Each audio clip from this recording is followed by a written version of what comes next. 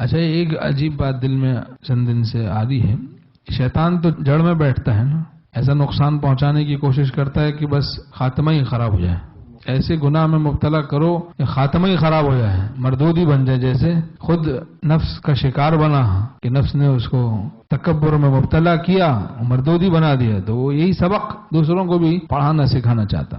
زندگی اچھی گزری ماشاءاللہ، بڑھاپے میں تھے، اب بیٹی نے یا بیٹے نے اسمارٹ فون دے دیا، نیٹ وغیرہ کنیکشن دے دیا، بتا دیا بھائی یہ بٹن دبائیں گے یہ ہوگا، یہ بٹن آپ کو. اگر آپ جاہل ہیں مطلق تو آپ بول لیں، بول کے جہنم تک پہنچ جائیں. لکھنا نہیں آتا، پڑھے لکھے نہیں ہیں، جاہل ہیں، تو آپ کے جہالت کو اور 4 گٹر لگانا ہم سکھائیں آپ کو.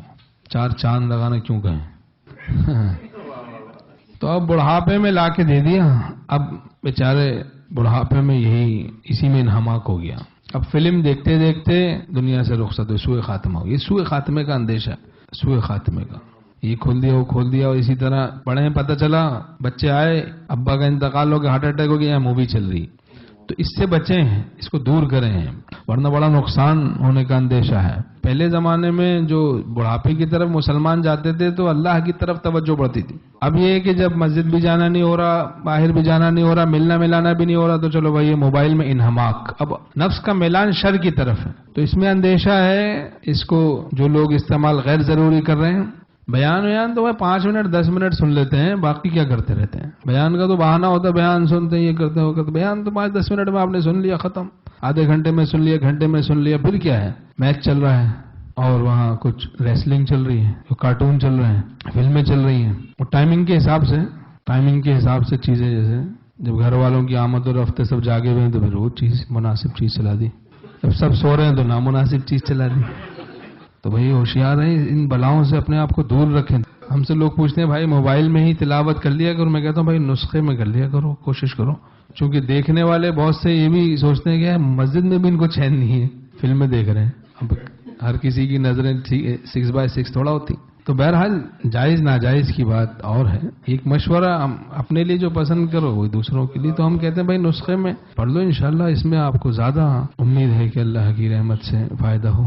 تو اس میں شر زیادہ ہے اور خیر کم، اور نفس کا میلان بھی شر کی طرف. تو سوء خاتمہ نہ ہو جائے، میری بات یاد رکھیں. اس میں انہماک سے اندیشہ ہے، سوء خاتمہ ہے. بے ضرورت نیٹ استعمال کرنے میں اندیشہ ہے، سوء خاتمہ ہے کہ آگے جناب وہ نظر خراب ہوئی، بس پھر ڈھیلا پن آ گیا روحانی اعتبار سے، پھر دوبارہ خراب ہو گئی، پھر تیسری دفعہ خراب ہو گئی، پھر چلا والا معاملہ ہو گیا. اپنے اکابر کے طریق میں فلاح ہی فلاح ہے. شیخ کی بات کو معمولی نہیں سمجھنا چاہیے. اپنے کو معلم سے زیادہ سمجھدار سمجھنے والے کا مرض لا علاج ہے. حضرت تھانوی رحمۃ اللہ علیہ فرماتا ہے جو اپنے کو معلم سے بھی زیادہ سمجھدار سمجھے تو اس کا مرض تو لا علاج ہے، تو کچھ زیادہ ہی سمجھدار ہے، ایکسٹرا آرڈنری سمجھ ہے اس کی. بھروسہ کچھ نہیں اس نفس امارہ کا اے زاہد، فرشتہ بھی یہ ہو جائے تو اس سے بدگما رہنا.